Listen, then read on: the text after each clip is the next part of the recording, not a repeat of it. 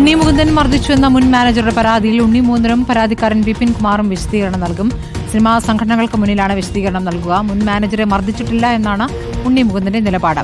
സജോ ദേവസ്യ വിവരങ്ങളുമായി. സജോ, ഈ കേസായത് പുറത്ത് ഒത്തുതീർന്നു, പക്ഷേ സിനിമാ സംഘടനയ്ക്കകത്തും ആ തരത്തിൽ അത് പരിഹരിക്കാൻ സാധിക്കുമോ? ഇപ്പോൾ എന്താണ് അറിയുന്നത്? എപ്പോഴാണ് ഈ വിശദീകരണം നൽകുക? സ്മൃതി, ഇന്ന് വൈകിട്ട് 4 മണിക്കാണ് ഈ സിറ്റിംഗ് നിശ്ചയിച്ചിരിക്കുന്നത്. അതായത് ഇക്കാര്യത്തിൽ ഉണ്ണി മുകുന്ദൻ നേരത്തെ വൈകാരികമായി പ്രതികരിച്ചിരുന്നു. താനെയും ടൊവിനോയെയും തമ്മിൽ തെറ്റിക്കാനുള്ള ആസൂത്രിത ശ്രമം അതടക്കമുള്ള കാര്യങ്ങൾ ഏതെങ്കിലും നിലയ്ക്ക് മർദ്ദിച്ചിട്ടില്ല, ചോദിച്ചിരുന്നു.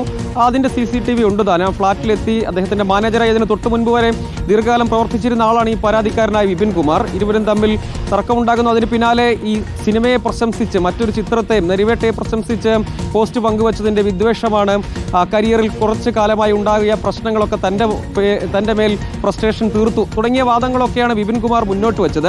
അങ്ങനെ വിപിൻ കുമാർ സംഘടനകൾക്ക്, പ്രത്യേകിച്ച് ഫെഫ്കയ്ക്ക് പരാതി നൽകി.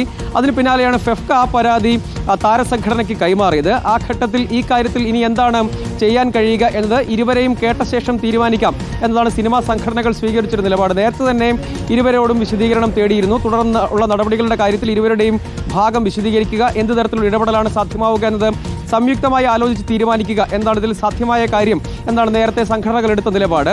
ആദ്യഘട്ടത്തിലൊരു ദിവസം നിശ്ചയിക്കുകയും അന്ന് അസൗകര്യത്തെ തുടർന്ന് ഇന്നത്തേക്ക് മാറ്റുകയുമാണ് ചെയ്തത്. അമ്മ ഓഫീസിൽ തന്നെ ഇന്ന് വൈകിട്ട് 4 മണിക്ക് ഹാജരാവുക എന്ന നിലയ്ക്കാണ്. നേരിട്ടോ അതല്ല ഓൺലൈൻ വഴിയോ എന്ന കാര്യത്തിൽ സമ്പൂർണ്ണ വ്യക്തത വന്നിട്ടില്ല. പക്ഷേ ഹാജരാവില്ല എന്ന നിലപാട് ഉണ്ണി മുകുന്ദൻ സ്വീകരിച്ചിട്ടില്ല. ഉണ്ണി മുകുന്ദൻ തന്നെ ഈ താരസംഘടനയുടെ അഡ്ഹോക് കമ്മിറ്റിയുടെ ഭാരവാഹിയായി പ്രവർത്തിക്കുകയും ചെയ്യുന്നുണ്ട്. അങ്ങനെ ഒരു പദവിയിൽ കൂടി ഇരിക്കുന്ന ആളാണ്. അപ്പോൾ ഈ വിഷയത്തിൽ ഇനി അങ്ങോട്ടേക്ക് ചലച്ചിത്ര സംഘടനയുടെ മുന്നിൽ പരാതി ഉള്ളതുകൊണ്ട് തന്നെ അത് ഒത്തുതീർക്കുകയോ അല്ലെങ്കിൽ അതിലൊരു പരിഹാരം ഉണ്ടാവുകയോ അതല്ലെങ്കിൽ എന്ത് നടപടികളാണ് തുടർന്ന് വേണ്ടത് എന്നതിലൊരു തീരുമാനം ഇരുവരുടെയും ഭാഗം കേട്ടതിന് ശേഷം സംഘടനകൾ തീരുമാനിക്കുമെന്നാണ് ചലച്ചിത്ര സംഘടനകൾ ഇപ്പോൾ അറിയിക്കുന്നത്.